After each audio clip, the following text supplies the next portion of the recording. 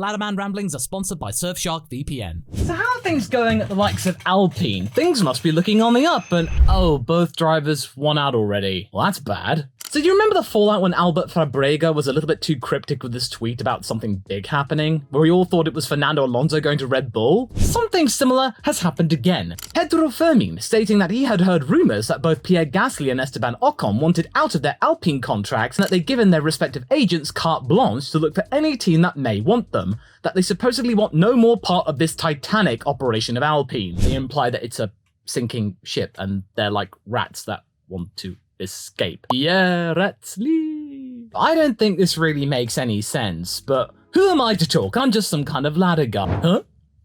What's this? My first sponsor! Quick, let me tell you about it. You all know what a VPN is, right? It's what keeps you safe on the internet, isn't it? Well, Surfshark's one of the best in the business in keeping you safe online, and keeping me safe from the wrath of Gene Haas. Surfshark keeps your online identity safe by encrypting all of the information sent between your device and the internet. Protect your data from hackers whilst using public Wi-Fi, as well as changing your location by switching your IP address to any of 100 countries with over 3,000 servers across the world. Ever found yourself on holiday and you unfortunately missed the F1 highlights? I know I have. Switch back to your home country and never miss out again. Real-time protection is yours, as trusty as F1's Halo. That ain't a joke, that's the truth. Or if you simply want to smack censorship in the face, the Surf of Sharkage has got your back. Use the code LawVS to get up to 6 additional months for free with a 30-day money-back guarantee if Surfshark ain't your cup of tea. Or your slice of pumpernickel. More information for your eyeballs is in the description. Safe surfing, friends. Well, with that squared away, let me tell you why I think this whole rumor thing, I don't think it's particularly realistic. 2024 hasn't even started yet, and surely there must be some hope for optimism. Surely at least one of them will stay. If you've been paying attention to my 2025 driver transfer predictions, you'll understand which driver I think will stay and which one will go.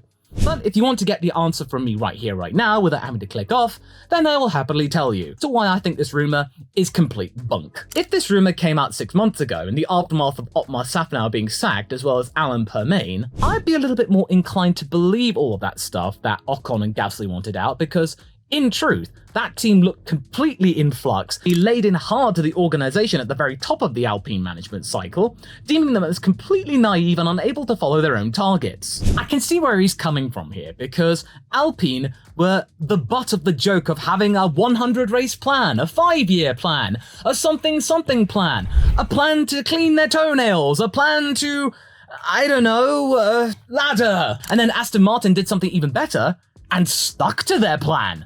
Their 5-year plan seemingly working. He heard from some people that he was doing a great job, some people weren't quite so sure. From his own point of view, he thought he was doing a pretty good job, considering that when he came into power at the beginning of 2022, they laid out that 100 race plan. Sure, Aston Martin did have the measure of them, but they did get that podium in Monaco. You know, they got that thing with Esty Bestie, so that does translate into something. And then later on in the season, Pierre did get a couple of podiums, one in the sprint, so they did come away with some silverware, Alpine, at the end of this year, so that is something. That's not the sign of a really bad, troubled team. In the wake of restructuring, which is something that Otmar was doing, not too shabby. But then we got to the situation with Laurent Rossi, who then in turn also got the sack and moved on to a different side of Alpine and the Renault group. The Alpine organisation didn't think that Otmar was doing a good enough job in a fast enough amount of time, and therefore he got the sack because they ultimately thought that, no, you're taking too long. Probably brought on by the fact that McLaren suddenly surged way past them, and then became the second fastest car for the longest time, and Alpine couldn't replicate that. Alpine probably wanted Otmar to do the same thing. When he couldn't do it, then yeah, he got the boot because, you know, he's the leader, he's the scapegoat. Get rid of him, and then, as you've seen from many different things, oh, it's by default guaranteed to be good. But now that we know what happened next, I reckon there was a good reason why he was removed. Alpine and the Renault group managed to secure outside investment from the likes of Maximum Effort, as well as many other sporting celebrities, who collectively offered 200 million euros of investment to buy into the team, a significant cut I may add, and provide them the money necessary for them to buy all the tools and added infrastructure, so that means they could compete with the higher teams, refresh the Enston factory, and hopefully try and find a little bit more research and development to up the power that supposedly Renault lacks with their power unit and causes them to fall behind, and that's why nobody is actually giving them any money and asking them to be their power unit supplier. Ultimately, Otmar and Alan Permain ended up being the scapegoats because Alan Permain himself had been there for several decades, and to get rid of him would, in their minds, be a really good sign that they mean business with this overhaul, even though that a considerable amount of people either left the organization or were sacked in the last couple of years. They've been going through a lot of senior management like crazy, Alpine, and probably they want to make the most of the fact that they get a little bit more capex spending than the top 3 teams do, but not quite as much as the bottom 4 teams do. They're somewhere in the middle. And if Otmar is to be believed further, this will be necessary, because when he arrived, according to him, Alpine were operating below the cost cap, and considerably below the cost cap. Where have we heard that before? So behind the scenes, Alpine were operating like Haas perhaps? But how? Renault is a global company with a lot of money. How? How did this happen? He even said that there wasn't a dedicated aerodynamics division, and that by the time he had been given the boot, he had been busy welcoming in new people to the team and dividing them into dedicated units, including an aero department. And he also said nobody got fired under his watch. They were bringing in more people. They had plenty of new hires, about 70 to 80 extra people. And in the world of Formula One, that is quite a big deal. And clearly, what it shows is that they did have the cash there. Maybe they didn't know what to do with the extra money, or maybe they weren't prepared to without a good enough reason. That they were holding the purse strings and hoping to make do with efficiency gains. Again, where have we heard that before? It just seems like a really good example of Otmar maximizing his credentials and his cred that he's managed to accrue over the last few years. Him being able to make good with what he did at Force India, them punching above their weight continuously, despite having a very, very minuscule budget in comparison to some other teams. At some points, Force India coming 4th place in the constructors with very little money. That was crazy, how good they could be. They just wound up on the podium fairly regularly. And it didn't seem like he was particularly hated by the team. It seemed like he was fairly popular because, big thing here, nobody was fired. And firing people, that is a guaranteed way to make people not like you. It seemed like things were going really well, except for the fact that there was that ingrained division between the English and French departments that has been going on for several decades. And I will never forget the comment that Bruno Fami made in an interview saying that, "Come on guys, this isn't the 100 Years' War." And I was just like, whoa Bruno, you really went there. And yes, I know what you're going to say. Otmar Safna is one of the main culprits as to why Alpine lost that guy, and ultimately McLaren got probably one of the most interesting and fascinating rookies to have come out since the days of Charles Leclerc and Max Verstappen. Yeah, he was part of that orchestration and that complete farce. But to be fair, the main seeds were being sown before he arrived at Alpine, and by the time he fully got to grips with the organization, the main damage was done and Oscar Piastri was on his way to McLaren. But I think we could have done without Otmar's language regarding, "Oh, I thought he had more integrity," and "Oh, we feel so wronged." No, Alpine, you dropped the ball with your contracts. Just deal with it, okay? Just please do better with Jack Doohan, okay? But at least it's better than Renault just abandoning the team entirely. This is better at least than them handing over the keys wholesale and putting everyone at Enston and Viri in jeopardy, and therefore just making them branding into Lotus as we saw in the early 2010s, and then Kimi Räikkönen single-handedly bankrupting them for him being too good. Clearly, he knew what he was doing. Alpine did need to change something, because in my opinion, LawVS was a terrible CEO. From my perspective, having a tyrannical boss that constantly berates you in front of the world media, coming up with ridiculous and very aggressive targets that "there will be consequences if you don't perform," that's not going to get people motivated, that's going to get people scared. And sometimes, when you're scared and you're frantic and you have to make a deadline, you make mistakes. And 2023, Alpine were probably the least reliable team on the grid, because there was pressure to perform. And that clearly didn't work because Laurent got the boot. Thank goodness. Bruno, though, he seems to be, sure, not exactly attuned to the world of Formula One, him coming from the world of endurance with the Peugeot department, but he does seem a little bit more aware that team unification and working together in harmony is better than ruling with an iron fist. And hopefully this 200 million euros worth investment will actually provide some good reinvigoration of the Enston department, which was getting a little bit long in the tooth. All this money is going into tools and infrastructure necessary to be able to be competitive. That surely is a good thing, right? That you could have the things that you need to make car go vroom vroom faster. That seems to be good. That things are looking on the up. They're optimistic. Things are evolving.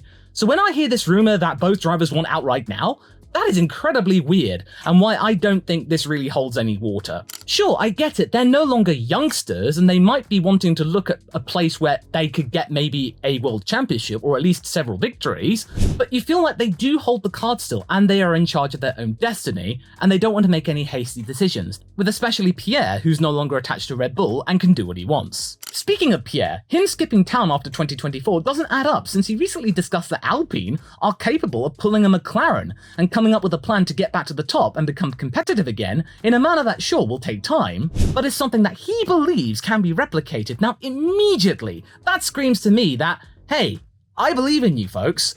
I'm going to make sure that I am here to help you get back to where you deserve to be. That you are competitive, that you're near the front runners, that you can get podiums and maybe a cheeky win. Let's get there together. We are seeing the team bonding exercises that we saw at AlphaTauri, which in turn got that very, very fortunate win at Monza, and it was paid dividends. The loyalty that Pierre had with that team, it was remarkable, and gave them their biggest run of success in the entire team's history going back to Minardi.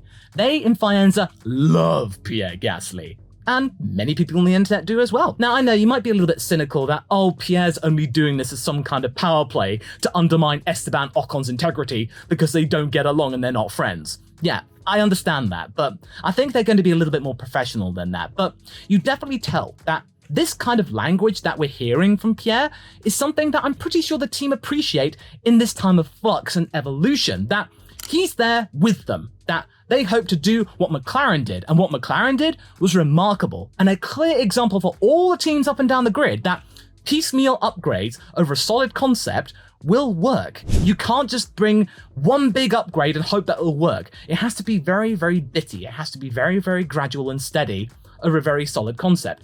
And it worked. Over the course of that season, McLaren became the second fastest car on the grid, and at Brazil, arguably the fastest car. But again, not the fastest combination. What's even more assuring is that he and Alpine, they're not expecting to be right at the top in 2024. They'd like to try and get 4th place back in the standings again, probably sensing that maybe Aston Martin could be sensitive and stall in their trajectory upwards, and they could perhaps make use of the work that Otmar had already stated in rejigging the departments. You know, so that means they actually have aero departments, and they have more staff, and therefore more ideas, more innovations, and just a general sense of camaraderie. That does make sense because they are trying to rebuild. They are trying to find efficiency gains, like McLaren did when they almost reached bankruptcy in 2020. They had to tool everything down and start over with new investments and careful restructuring to make things more efficient, so therefore you can get under the cost cap and run effectively. Now that Alpine can slowly build up to the cost cap with this extra investment, they could probably do the same thing. Invest in tools, technology, people, personnel, and just the general spirit that Pierre seems to be expertly weaving into the overall psyche of the team.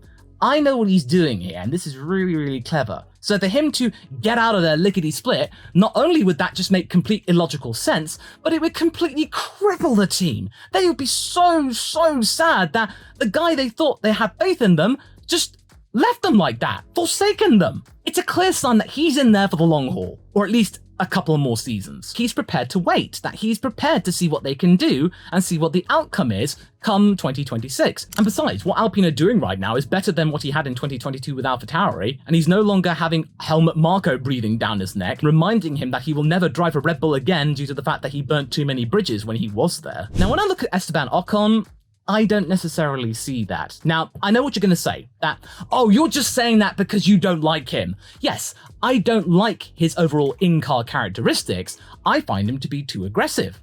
But the things that I've heard from Esteban Ocon, when you compare them to Pierre Gasly, they don't seem as reassuring. According to David Croft, Ocon had told him that the 2024 Alpine was a little bit slow, and that sparked negative press from all corners of the internet, including a divisive Eddie Jordan getting him worried that the two Alpine drivers were stuck and making the best of a bad situation. Then you get the person in charge of the Mercedes Junior program wading in with their own opinion, that Esteban Ocon, even though he's driving for Alpine, is still being managed by the likes of Mercedes. This tells me that maybe, in a pinch, he could be parachuted in to replace Lewis Hamilton in case he does a sudden retirement, or more realistically, he gets appointed for the fact that George Russell gets fed up of waiting around to be the leader of that team and maybe goes to a different team. So immediately, this is making me think that maybe the rumors about Esteban Ocon leaving perhaps and seeking other places of employment, that might make a little bit more sense, because all the stuff I'm hearing from Pierre is good in the favor of Alpine.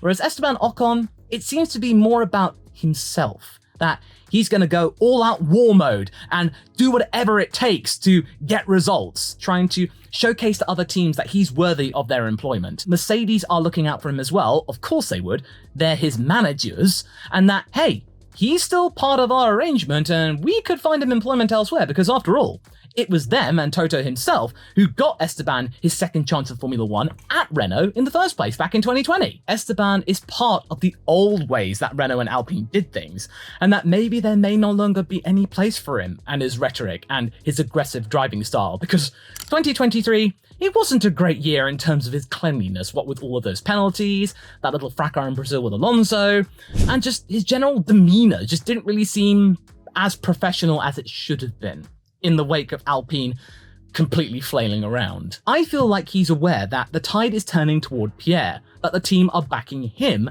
and that they value his opinion and his loyalty more, because AlphaTauri, they greatly appreciated Pierre's loyalty to that team. Granted, this could be hearsay or misconstrued on Crofty's part, but if you boil it down, Pierre is being cautiously optimistic and complimentary of the team's efforts and potentials for 2024, whereas Ocon, he's bemoaning their situation, and him promising to be even more aggressive going into 24, and those comments from his management, mooting that, yeah, he's probably thinking about his own future and saving his own hide. Mercedes might deem that Alpine aren't treating him properly, and therefore they might seek employment elsewhere and do the hard work for him. He might end up being at Haas, for example. He might end up being in the Sauber Audi investment plan. He might be one of their starting drivers, and if Audi turn out to be good, he's there on the ground floor as part of their overall plan. Ocon and Hülkenberg.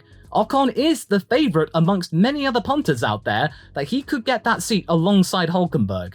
That does fascinate me, but I personally don't see that happening. Of course, this is all just pure conjecture off the back of a certain rumour from a very cryptic source, but I still wanted to talk about it, and I feel like both drivers leaving at this time in Alpine's reinvigoration and refresh just doesn't make any logical sense. Pierre isn't going to go elsewhere because I don't think he can, because where is he going to go, really? Mercedes are sewn up, McLaren are sewed up, Ferrari maybe? Partnering up with one of his best friends, Charles Leclerc? Sure, in the world of social media, and seeing those two together having a great time, their history together, their childhood, that they really, really like each other, it sounds like a really nice fairy tale story, but in reality, we gotta remember, who is in charge at Ferrari? Who are they backing? The golden boy, Charles Leclerc.